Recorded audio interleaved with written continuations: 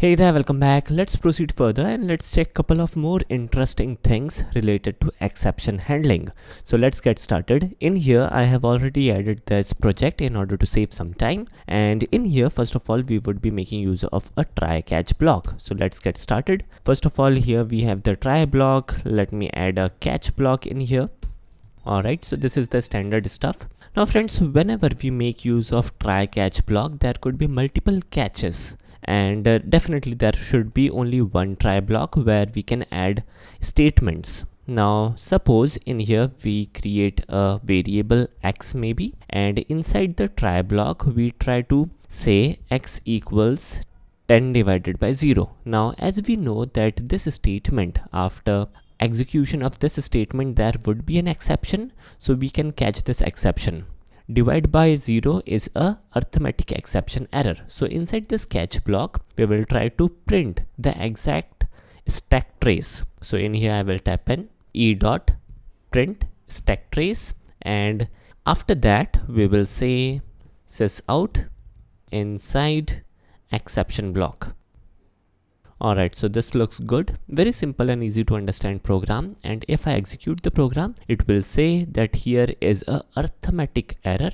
The error is divide by 0. And we are also able to print the statement which is inside exception block, which is cool. And this is what is expected. Now friends, if I show you real quick the hierarchy of how the exception classes are laid out in our Java package. The exact package is java.lang.exception, and inside this package definitely there are like tons of subclasses. There are many subclasses. Definitely inside these subclasses there could be couple of more subclasses as well. So if we check this, there could be multiple methods, there could be couple of more subclasses. Let me show you. Here we go.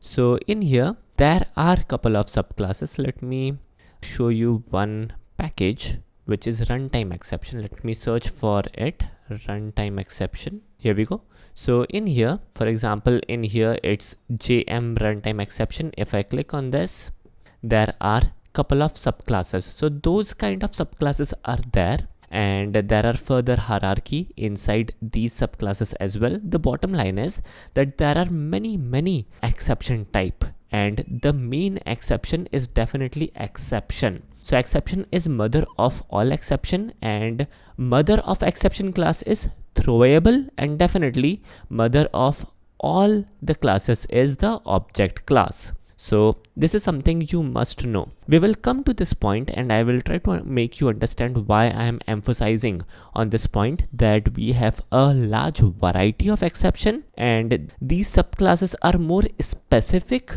exception type, whereas the exception class is the generic exception type. Alright, so now moving forward, let us also understand how exactly Java handles when some kind of exception occurs. For example, in this try block, we have only one statement. For example, we print a yet another statement. The statement will not get executed. Now, as the name suggests or as the message suggests, this particular statement will not get executed. Why? Because before this particular statement, we already have encountered with the exception. Let me show you. Right? So in here, the statement will not get executed, as we can easily identify using this output. Now, if, for example, we want to copy this statement and paste it before the line where we will encounter with the exception, we can also modify this. So in here, this statement where the message is the statement will get executed is before the statement where we are encountering with the exception. So in here, as soon as Java will try to execute this statement, a exception will occur, which would be a arithmetic exception type, right? But before that, before this line of code, we have this statement which will get executed.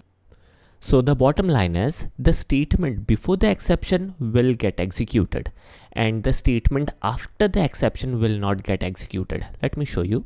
Here we go. So the statement which is before the exception, definitely printing the message, but the statement which is after the exception is not able to print the message on the console, right? So that is one thing. Moreover, what happens to this line where we are encountering the exception? That is again a question. For example, this particular line of a statement is little different.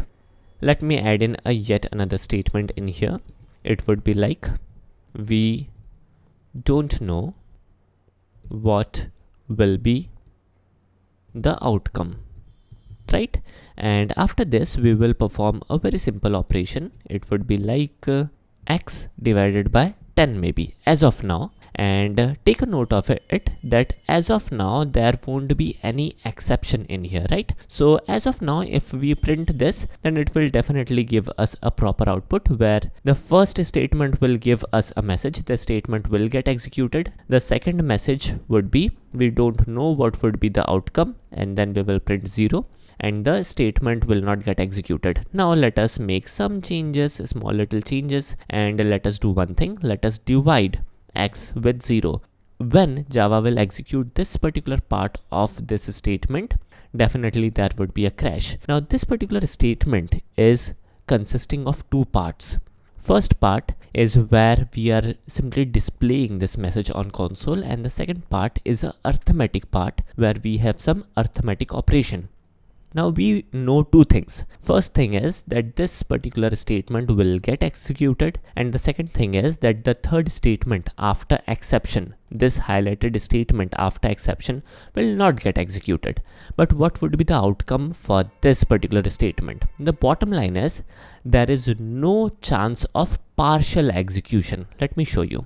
In here, there is no partial execution. Either the execution of the statement would be complete or it will not get executed. So in here, the line where we have exception, if there are multiple parts, multiple phases of operation, even those will not get executed in any mean. So in here, there is no output. Let me try to show you a better example in here.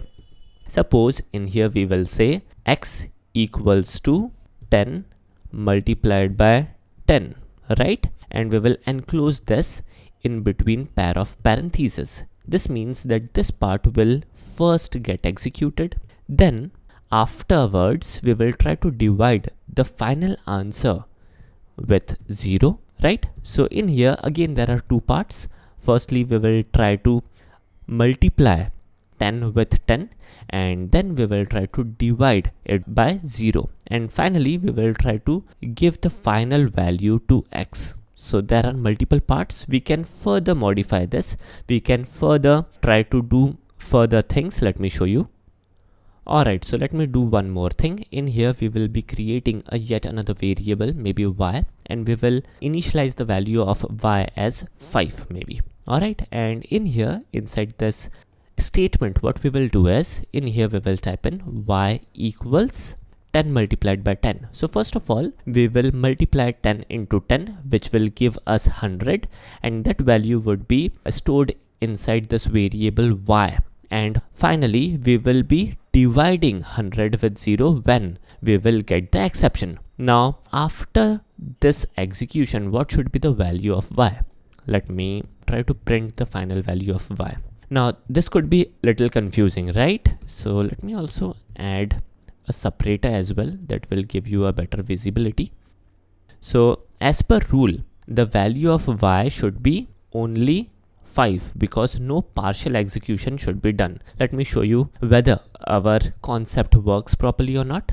Let me show you. Here we go. So in here, the value is 100 somehow, right? Now we need to understand how these phases of operation will perform. We need to understand what was the first scenario, what is the second scenario. When we perform this particular operation, there are two complete statements. In here, this particular part is a complete statement. There is no partial execution. This is a complete statement. As a result, the value of y was updated to 100. Why? Because this is in total a complete step, a complete statement per se, right? So in here, this is a complete statement, and this could be known as a sub-step maybe, or sub-statement maybe, right? So a complete sub-statement will perform, and there won't be any partial statement execution, which was the case previously. Let me undo the changes and let me show you the previous example where we were not able to print any output. So in here we were passing this particular parameter, and this is a parameter to this println method. So this part where we are printing the message on the console is not a complete statement or a complete sub-statement. As a result, we were not able to print this on the console. So we need to understand these small things, how things works, and if there is any confusion, don't worry, because usually these small little things doesn't affect much if you are not creating a complex statement. So you need to understand that as well. So that's it. Moving forward, we can also have multiple catch blocks. So in here, first of all, we have a single catch, but in here we can have multiple catches. Let me do one thing. In here, let me hit enter and let me add a yet another catch block. Here we go. And this won't be a exception. This would be a arithmetic exception type, right? And in here, we will try to print a statement, arithmetic exception occurred, right? So in here, now if we print, what would be the output? Whether we would be printing this statement or we would be printing this statement along with the stack trace. Let me get rid of this. Or we would be printing both of these statements after exception. Let me do one more thing. Let me comment these two lines of code as well in order to reduce confusion. Now, if we execute this program, the output is arithmetic exception occurred. Simple, right? Very simple. So in here, the reason why we are able to print only this particular line of code is pretty simple, because the type of exception was arithmetic exception.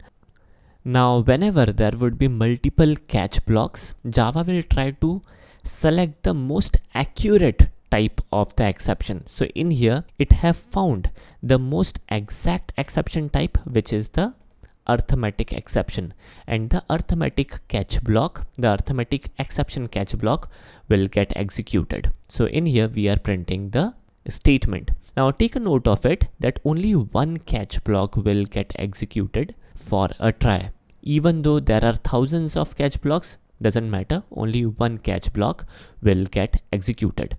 And there is no upper limit. We can have like multiple catch blocks. It could be like 10, 15, 20 or any number of catch blocks for our try block.